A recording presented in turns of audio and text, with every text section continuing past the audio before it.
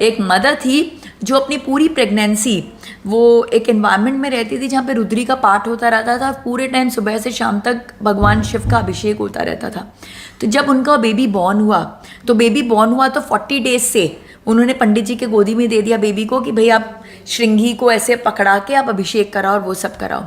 और जब वो बेबी 1-1.25 साल का हुआ, जब वो थोड़े थोड़े वर्ड्स बोलना शुरू किया, तो जब वो पूजा करता था बच्चा, तो पंडित जी अमेज्ड हो गए कि ये कुछ कुछ मुंह हिलाता है, कुछ कुछ बोलता है। जब वो क्लोजली उन्होंने देखा तो उन्होंने पाया कि ये तो रुद्री के मंत्र को बोल रहा है। वो बच्चे की जो मेमोरी थी वो उसने पूरा एब्जॉर्ब कर लिया था सारे मंत्र को, उसे सारे मंत्र आते थे। मतलब पंडित जी एक बार मंत्र बोलते थे, वो इमीडिएटली उसको ग्रास्प कर लेता था।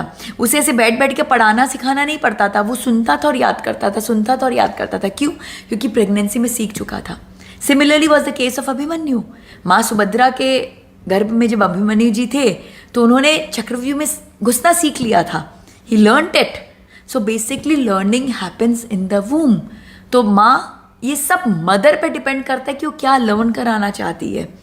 How she wants her baby. Yes, वो जैसा बेबी को विजुअलाइज कर रही है वो उसी प्रकार की एक्टिविटी करेगी। जैसी एक्टिविटी वो करेगा बेबी वही लर्न करेगा, राइट? और वैसे ही बेबी बॉर्न होगा।